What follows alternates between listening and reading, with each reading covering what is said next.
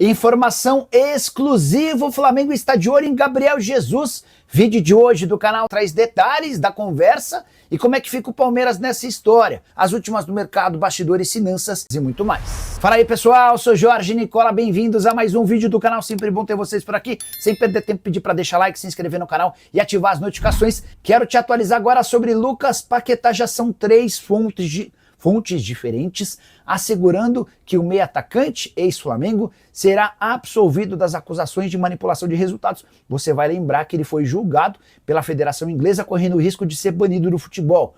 Tudo por causa de uma suspeita de que ele tomou 4 cartões amarelos para favorecer apostadores. Esse julgamento lá na Federação Inglesa já acabou e o resultado deve ser divulgado na próxima semana. E 3 fontes diferentes asseguram que o atleta brasileiro será absolvido. O primeiro a falar sobre o tema foi Kate Winnes, que foi CEO do Everton e do Aston Villa. Ele disse que consultou fontes dele e era capaz de garantir que o Paquetá não seria punido. Nessa sexta-feira, o jornal The Times e a famosa BBC, uma das maiores emissoras do mundo, também cravaram que o Paquetá será absolvido, inocentado dessas acusações, em resultado provavelmente anunciado nos primeiros dias da próxima semana. Notícia super importante pro Paquetá, mas também pro Flamengo. Já havia contado para vocês sobre o interesse rubro-negro em repatriar o jogador. Paquetá, que perdeu espaço e moral no West Ham, chegou a ser colocado numa lista de jogadores negociáveis no fim da temporada passada. Valor de mercado do Paquetá hoje, 28 milhões de euros. Muito menos do que os 80 milhões de euros que quase serviram para negociá-lo com o Manchester City. Por conta exatamente dessas investigações, o City desistiu da compra do jogador. O contrato do Paquetá com o West Ham se encerra em junho de 2027. O Paquetá já disse a pessoas próximas que adoraria voltar ao Flamengo nesse momento. Bora falar agora sobre Gabriel Jesus, informação importante.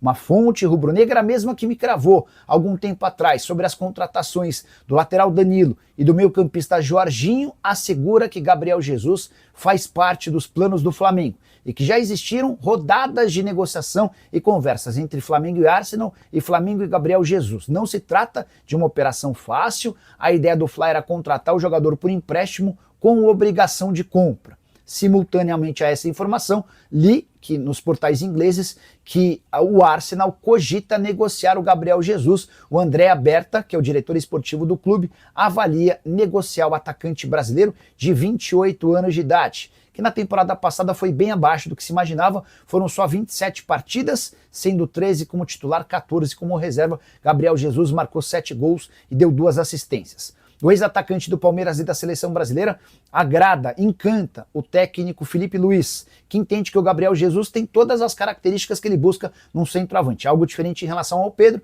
jogador mais estático, sem tanta mobilidade e que não é capaz de agredir e marcar pressão no momento sem bola. Diante desse cenário, dá para dizer que o Flamengo tenta a contratação do Gabriel Jesus, mas repito, não se trata de um negócio simples. O Gabriel Jesus hoje está avaliado em 32 milhões de euros. Detalhe importante, o maior valor de mercado do Gabriel Jesus na carreira dele foi de 80 milhões de euros. Se o Flamengo conseguisse contratá-lo, estaria fechando com o jogador no seu momento de baixa. O contrato do Gabriel Jesus com o Arsenal só se encerra em junho de 2027 e em vários momentos da carreira ele já declarou que se fosse para voltar para o futebol brasileiro, daria preferência ao Palmeiras. O grande ponto é que o Verdão não precisa de centroavante nesse momento. Acaba de fazer o maior investimento da sua história, 25 milhões de euros, na contratação do Vitor Roque, jogador com as mesmas características do Gabriel Jesus. Verdão que ainda tem Flaco Lopes à disposição para disputar a posição com o Vitor Roque. Diante disso, sem o Palmeiras como concorrente, o Flamengo imagina ser capaz de avançar nos próximos dias em relação a Gabriel Jesus. A busca por um centroavante é real. Nessa sexta-feira, inclusive, surgiu a notícia sobre o interesse rubro-negro na contratação de Beltrán, centroavante argentino formado no River Plate e que pertence à Fiorentina, operação que poderia girar na casa dos 15 milhões de euros. Só para completar em relação ao Fla, Bruno Henrique virou réu na justiça nessa sexta-feira. A Justiça do Distrito Federal aceitou a denúncia do Ministério Público por fraude em competição esportiva. Vale a lembrança de que em 2023, Bruno Henrique teria tomado um cartão amarelo de propósito no jogo contra o Santos para facilitar ou para garantir ganhos a seus familiares e também a apostadores profissionais. A tendência é que o Bruno Henrique seja julgado ainda nesse ano, correndo o risco de uma punição extremamente pesada. Bora te atualizar agora sobre Gabriel Jesus e Flamengo. Contei a bomba nesse sábado. O Flamengo tem interesse na contratação do ex-atacante do Palmeiras. Essa informação, inclusive, foi confirmada por um dos representantes do atleta com quem conversei ao longo do sábado. Mas, nesse momento, há dois grandes problemas que jogam contra a chegada de Gabriel Jesus ao rubro-negro. E eles não têm a ver com o Palmeiras e a relação do Gabriel Jesus com o seu ex-time no Brasil. Primeiro grande ponto. Gabriel Jesus ganha 6 milhões e meio de reais por mês no Arsenal. E ainda que o clube inglês tope negociá-lo também por conta dessas cifras, haveria a necessidade de uma composição. O Flamengo não é capaz sozinho de bancar esses 6 milhões e meio de reais. Hoje os jogadores mais bem pagos do Fla ganham acima de 2 milhões de reais por mês, mas eles não ultrapassam a marca de 3 milhões. Então, a menos que o Arsenal ajudasse com parte dos salários, esse negócio não avançaria. Segundo ponto importante, o Gabriel Jesus ainda sofre com problemas no joelho, no mesmo joelho que tem causado dificuldades desde a Copa do Mundo de 2022. E a tendência é que o Gabriel Jesus só esteja à disposição para voltar a jogar a partir do mês de outubro. Isso foi informado ao Flamengo na primeira rodada de conversas com o José Boto. Até por isso o Flamengo pode dar prioridade para outro jogador, porque pretende ter um camisa 9 o mais breve possível, até porque o Pedro deve ser negociado nessa janela de transferências caso pintem propostas a partir de 15 milhões de euros. Só para completar em relação a Gabriel Jesus, jogador que foi mais reserva do que titular na última temporada, foram 13 aparições como titular, 14 na condição de reserva. Para completar o noticiário rubro-negro, Emerson Royal foi anunciado como reforço do Fla, vai vestir a camisa 22, o anúncio aconteceu nesse sábado. Já Carrascal está sim contratado, operação de 12 milhões de euros com 2 pagamentos. Primeiro à vista, de 6 milhões de euros, e outro de mais 6 milhões de euros na próxima temporada. Natália Brasil, aqui da Rádio Roquete Pinto. Queria te fazer uma pergunta, Felipe, que até algumas pessoas aqui nas redes sociais me pediram para te fazer, que é algo que todo mundo tem percebido. O Flamengo, 3 jogos, 3 gols de bola parada, e aí eu queria saber de você o quanto da chegada do Rodrigo Caio tem o dedo nisso. Bom, bola parada é uma das fases do jogo, damos a importância que ela merece, né, porque jogos bloqueados muitas vezes são desbloqueados na bola parada e acreditamos que a chegada do Rodrigo Caio junto com toda a comissão tenha com certeza influenciado muito nessa potência, né, e agora os próprios jogadores acreditam e estão se sentindo poderosos outra vez na bola parada, e isso é importante, que eles gostem, que eles sintam o gosto por isso e que vejam sempre que resolve jogos. Boa noite, Felipe. Léo José do Coluna do Fla. Nesse primeiro contato que você já teve com o Royal e com o Saul, você já tem mais ou menos uma projeção de quando eles vão estar à disposição? E rapidinho sobre o Saul, qual posição que você imagina que ele encaixe melhor no time? Mais pela direita, pela esquerda, centralizado? Bom, eu falei com os dois. O Saul está sem jogar desde maio, se não me engano, mas vinha treinando, né? Não vinha treinando com a equipe, vinha treinando sem bola, no caso, só condicionando. Então ele está condicionado, mas ainda precisa de mais tempo, mais treinos, e o Emerson vinha fazendo a pré-temporada junto com a equipe, né? Então pode ser que a gente possa contar com ele aí um pouco antes, mas eu acredito que sejam os dois rápido, porque estão muito em forma, são jovens e tem essa memória muscular que é importante. Sobre a posição do Saul, vejo ele em todas as posições do meio campo, e é um cara que vai somar muita qualidade pra gente, competitividade, é um cara super competitivo, tem muita chegada na área, tem gol, cabeceia muito bem, além da qualidade técnica individual que é o que fez ele fazer a carreira que ele fez. Então estamos muito felizes de poder contar com ele aqui. Felipe, boa noite aqui embaixo. Aonde? Ah, tá, tudo bem. Fernando Silva, pouco tempo você deu uma declaração sobre o Matheus Cunha, que ele seria o goleiro da Copa do Brasil. A gente sabe que ele tem um pré-contrato assinado com o Cruzeiro. Já vai o primeiro jogo da Copa do Brasil quinta-feira. Queria saber se vai manter os seus planos de botar ele para atuar na Copa do Brasil, ou se você tem outros planos para ele. Obrigado. Não, eu falei que ele ia jogar contra o Botafogo da Paraíba. Não falei que ele ia ser o goleiro das Copas, né? Falei que ele ia jogar contra o Botafogo. Ainda não decidimos a equipe, mas é uma possibilidade que ele possa jogar, ou também uma possibilidade que o Rossi continue. Isso a gente vai decidir nessa semana. Felipe, Raíssa Simplício da Gol Brasil e da revista Placar. Eu queria saber como é que está a situação do Nico de la Cruz, né? Ele foi liberado esse final de semana para viajar, ficar lá com a família dele, mas queria entender o que aconteceu exatamente, como é que ele está clinicamente e quais são os seus planos assim para ele? Quando você acha que ele vai estar à disposição? Porque a gente vê no meio-campo, né, tem a questão do Alan, que também teve que fazer um controle de carga, a gente vê o Jorginho também jogando direto 90 minutos, então em determinado momento a gente acredita que você vai precisar do Nico. Bom, o Nico é um jogador agora que está no departamento médico, então quem define os horários e as folgas é o departamento médico. É uma pergunta para eles, também o prazo é uma pergunta para o Dr. Sasaki. E do meu caso, da minha parte com o Nico, a única coisa que eu posso dizer é que um jogador extraordinário nos ajudou muito até essa lesão pré-mundial. E até por isso que eu sou super agradecido a ele, porque era um momento onde a gente estava muito delicado, né, da nossa equipe de baixas. Tínhamos uma lesão do Eric, uma lesão do Alan, uma expulsão do Gerson, na qual tínhamos o Everton Araújo e ia ter que improvisar o Varela, e conversei com ele, ele estava realmente no limite e ele foi, né, no sacrifício aquele jogo e acabou tendo essa lesão. Então é um cara que sempre que pode dar tudo que tem pela equipe, e um jogador que se sacrifica, que coloca o próprio corpo a serviço da equipe. Ele vai ter a minha proteção, vai ter o meu carinho sempre. Estou contando os dias para que ele possa voltar, porque ele é muito importante para a gente. Felipe, Rodrigo Ramos, eu queria falar aqui do jogo coletivo do Flamengo, tendo em vista que o Flamengo hoje é o melhor ataque do Campeonato Brasileiro, a melhor defesa, porém os defensores foram os jogadores que deram as vitórias ao Flamengo. Como é que, para você, quão é importante esse jogo coletivo do Flamengo, tendo em vista que os atacantes fazem gol, os zagueiros fazem gol, todos se ajudam mutuamente? Eu não vejo o futebol de outra forma, senão em coletivo, né? Eu sei que muitos esperam que só os atacantes façam gols, ou que... Claro que eu quero ter o artilheiro, eu quero ter os jogadores da frente sempre fazendo gols, mas cada um deles é uma peça da engrenagem, cumprem funções sempre por e para a equipe, né? Sempre em função do que a equipe precisa. E hoje foi o Léo Ortiz que fez o gol, outro dia será outros jogadores.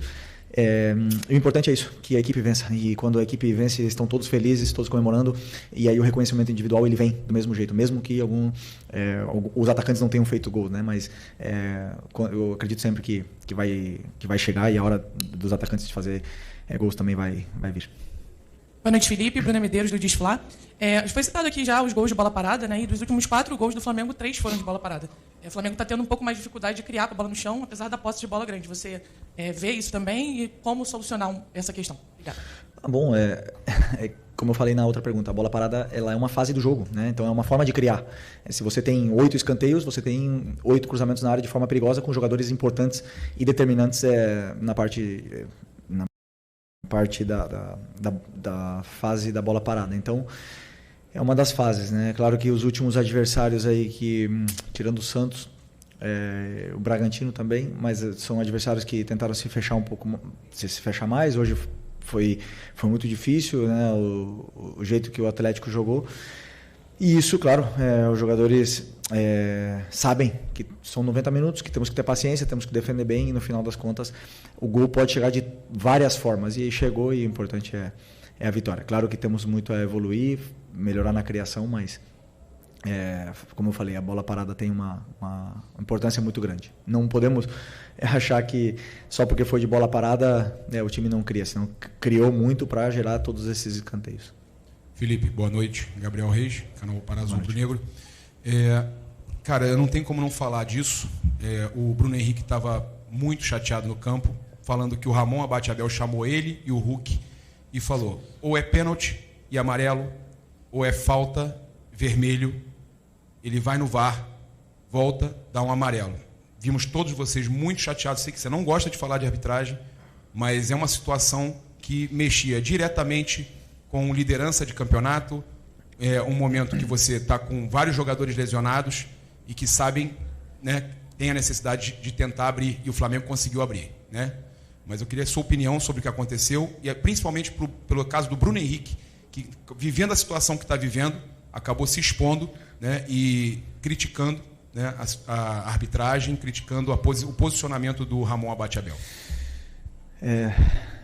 Melhor não falar. Eu gosto muito do Ramon, é catarinense, e prefiro continuar na minha linha de não falar da arbitragem, porque melhor assim. Vamos deixar assim. Desculpa. Felipe, aqui, à sua direita, aqui no cantinho. Tá bem, Gustavo.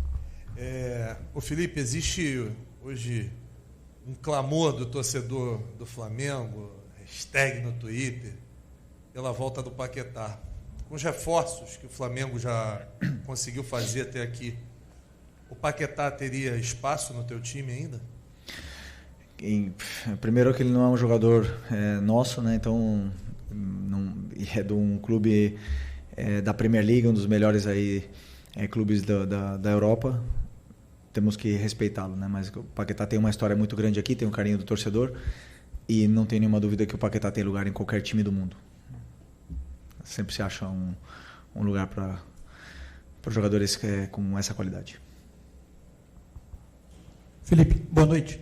Queria te perguntar sobre duas situações do jogo, se alguma delas te surpreendeu. A primeira, não que o Atlético fizesse encaixe individual, que isso já é habitual, mas a forma como esses encaixes foram divididos, assim, que o Fausto Vera fosse quem encaixasse no Plata, que o Coelho saísse da esquerda e fosse dentro junto com o Hulk e Rony para fazer tipo um 3 contra 4 na saída do Flamengo de zagueiros e volantes, se isso foi um fator que de alguma maneira dificultou um pouco o jogo a progredir. E o segundo, que esses encaixes individuais se mantivessem mesmo quando o Atlético defendia muito baixo, muito perto da área dele. Quanto foi difícil entrar numa defesa com esse tipo de perseguição o tempo todo? Para o treinador sempre é diferente, né? Dar soluções quando existem essas perseguições, esses encaixes individuais. Tínhamos um plano, os jogadores que encaixavam, como você falou, mudou, mas não significava nada porque contávamos que os nossos jogadores de ataque estariam com esses encaixes. Portanto, o que sim aconteceu, que nosso time foi mais vertical do que gostaríamos, não estava tão fino com a bola, e principalmente no começo do jogo, em algumas passagens dos nossos laterais e alguns passes verticais que não era o indicado naquele momento, principalmente com essa defesa homem a homem lá atrás, né? Então geraram contra-ataques. Então nesse momento também optei por não subir tanto com os laterais, porque eles estavam aproveitando muito as subidas dos nossos laterais e o contra-ataque deles com o Rony, Coelho e Hulk, claro que é letal. Então optamos por isso, e as outras vantagens que sabíamos que poderíamos ter não foi aproveitada. Talvez gerou um pouco de ansiedade nos nossos jogadores, mas é uma coisa que podemos corrigir, né? E principalmente o que podemos melhorar enquanto esses encaixes são os ataques ao espaço, que com certeza teremos dias agora para poder treinar e preparar melhor. Fechou? Essa aí, né? Felipe, boa noite. Bruno Castanha, B2 Esporte. Eu ia perguntar exatamente isso, sobre a questão dos encaixes, de perseguições longas que o Atlético fazia, né, durante o campo. Mas é que você acabou de falar sobre os laterais. Você deixou, né, a largura para os laterais da ultrapassagem, até estava pedindo para aquela bola, né, diagonal para entrar, mas agora você falou que segurou, né, os laterais. Você botou os 2 meias por dentro também. Nesse jogo congestionado, realmente não faltou, de repente, um pouco de largura, né, com os 2 meias por dentro também, que ele muito congestionado com essa marcação do Atlético muito baixa, com vários jogadores jogando baixo? Obrigado. Não, eu acredito que, por exemplo, se com esse tipo de encaixe, se você levar até os laterais, acaba formando uma linha de 6, 7, então de repente não é tão positivo, né?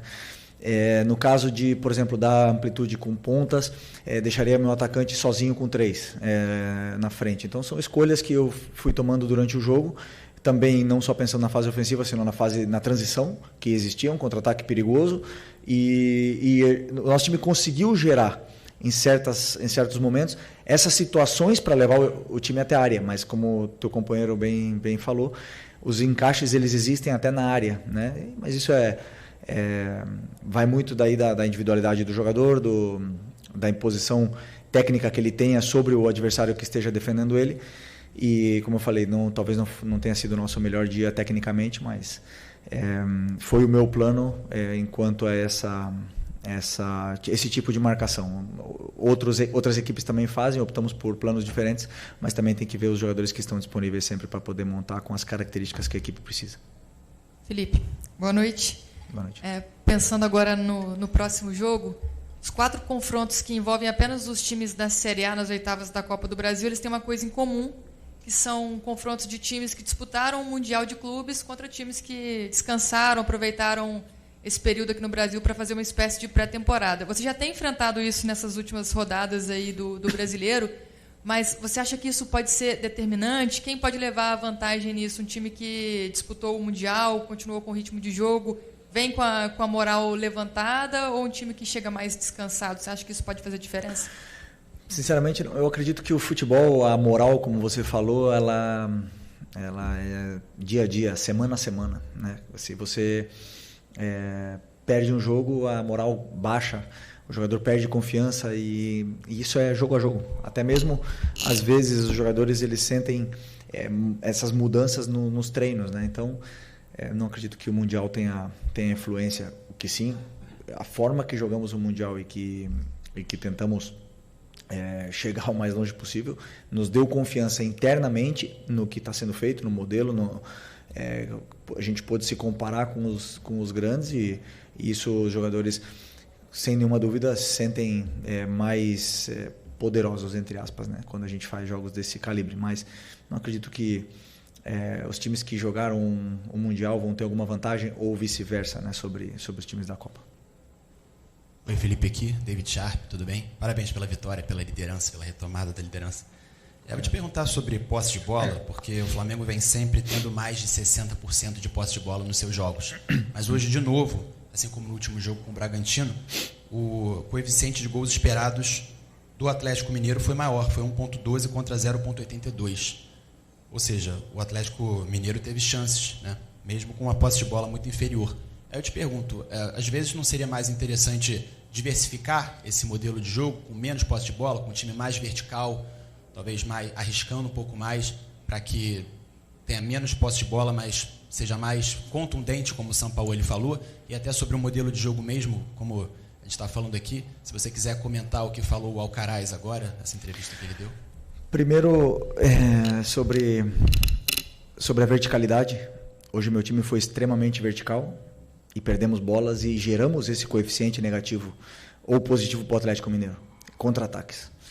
Então, não quer dizer que você, com bola verticalizando, vai ter... Depende muito da qualidade técnica, da qualidade individual defensiva do adversário, da qualidade coletiva do adversário em defender também, e vai gerar dificuldades.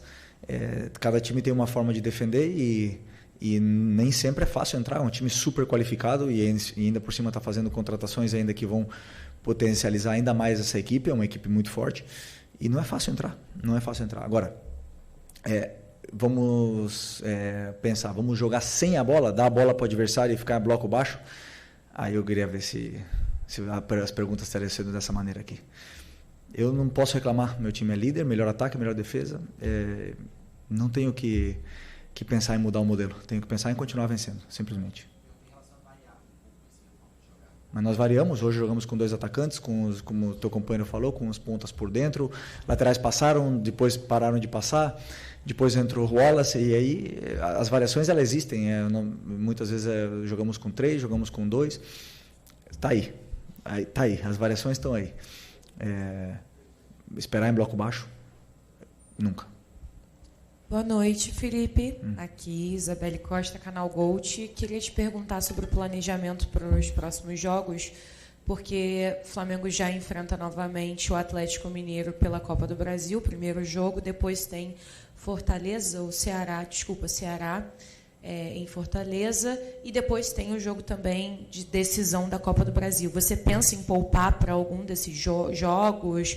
Qual é o teu planejamento? E aproveitar que acho que você não respondeu a situação do Alcaraz, porque ele deu a declaração falando que tinham falado muita mentira e que você, o Boto e ele sabiam porque ele saiu. E eu queria te dar a oportunidade para falar sobre isso. Obrigada. Planejamento para quinta-feira, a partir de amanhã, né, será feito. Jogo a jogo. Não penso além da quinta-feira. Temos que vencer com as melhores peças que temos esse jogo da Copa e depois, domingo, será outro jogo. Sobre o Alcaraz eu falei já. Eu falei depois do título da Supercopa do Brasil. Falei toda a situação. Absolutamente tudo. É um menino que eu tenho um homem, né, que eu tenho um carinho gigantesco. Foi campeão do meu lado e já falei tudo. É só vocês reverem a entrevista e ali tá tudo o que eu penso sobre essa situação e ele sabe que tudo, o carinho que eu tenho por ele. Aliás, nos falamos e é um menino muito especial na qual eu desejo o melhor e absolutamente agradecido por tudo. Felipe, aqui, boa noite. Felipe, na última quarta-feira você falou sobre a união do elenco, que é um elenco muito unido. E a gente vê, fazendo uma análise desses últimos 2 jogos do Pedro, a gente vê o Pedro com um comportamento diferente. O Pedro voltando para marcar, o Pedro roubando bola, o Pedro sendo muito mais participativo. Apesar de não ter feito gols em nenhum dos 2 jogos, a gente vê um outro Pedro.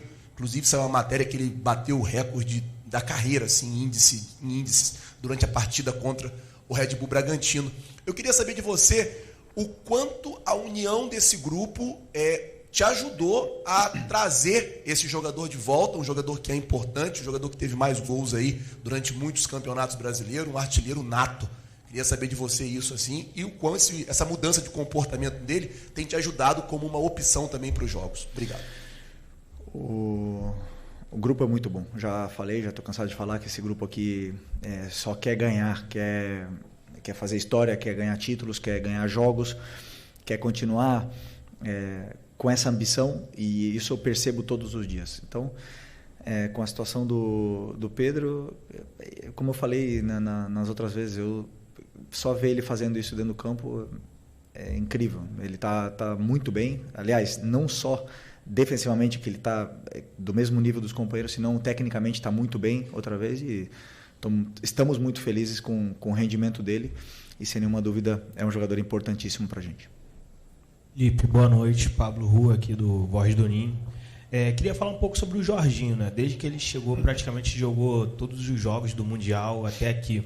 Parece que ele já virou um homem de confiança para você, né? Queria que você fizesse uma análise, porque ele está em quase todos os jogos e praticamente não descansa, dá para ver quanto ele se entrega pela equipe. Né? Um jogador totalmente diferenciado, um jogador único na sua posição, que, como eu já falei outras vezes, foi o 3º melhor jogador do mundo e hoje está aqui no Flamengo. Né? Ele está tendo essa sequência de jogos também porque temos algumas lesões, a do Eric, a do Nico e da Facite e do Alan, né, na qual faz ele ter essa sequência importante. Né? Claro que eu, como treinador, tenho que ter um cuidado especial, mas é um jogador que se cuida, tem um histórico de lesões muito baixo e está potencializando muito a nossa equipe. Então estou muito feliz com o rendimento dele, principalmente com os detalhes na qual o tornam um treinador dentro de campo, levando a minha ideia para os companheiros e corrigindo muito dentro do campo, na qual eu valorizo muito. Boa noite, Felipe, aqui, Sidão Marinho da Litoral News. A partir de quinta, o Flamengo volta à Copa do Brasil, depois Brasileiro, Copa Libertadores. E a gente tem visto os reforços chegarem para incrementar ainda mais esse elenco, que é o melhor elenco da América. Em cima disso, e também no ótimo momento que o Flamengo vem vivendo, queria te perguntar a respeito das 3 competições. Porque a prioridade está estabelecida, é o Brasileirão. Você falou que a Libertadores também é tão prioridade quanto o Brasileirão. Mas tem a Copa do Brasil e nunca na história do futebol brasileiro alguém conquistou as 3 competições. Você acredita que isso é possível para a sua equipe, pela força do elenco?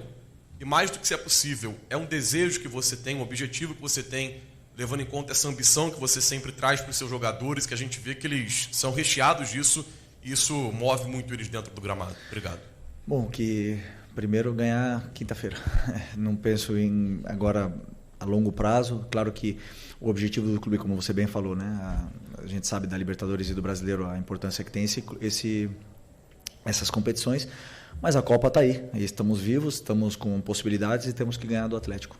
E conforme forem passando os jogos, a gente vai ver onde a gente vai chegar em todas elas, né? Porque não dá para falar vamos ganhar todas elas e no final não chegar em nenhuma. Então, como eu sempre falo, jogo a jogo, ganhar quinta, vamos ir para ganhar quinta-feira e tentar fazer um grande jogo para poder fazer um resultado bom para a volta.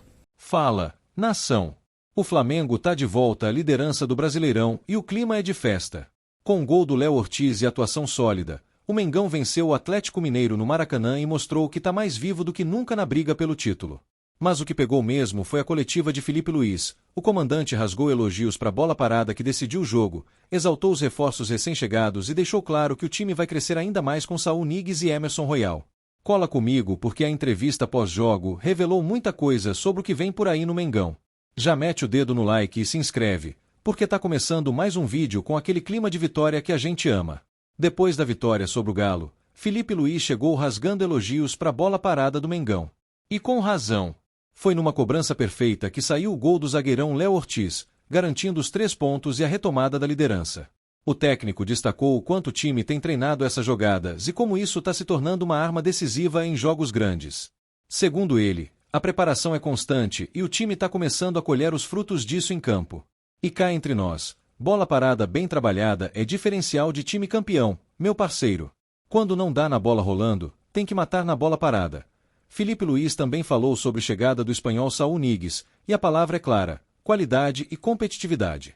O treinador contou que conversou com o jogador, que está sem atuar desde maio, mas manteve a forma física treinando por conta própria.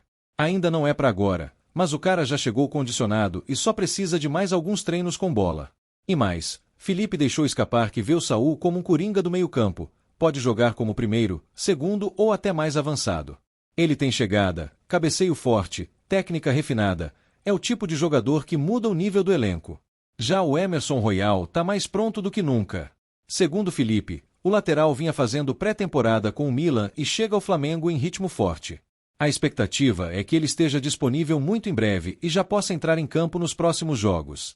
O treinador destacou a juventude e a memória muscular como fatores que vão acelerar a adaptação. E vamos combinar, com Royal na lateral e Ayrton do outro lado, o Mengão vai ter uma dupla de alas que promete incendiar os jogos.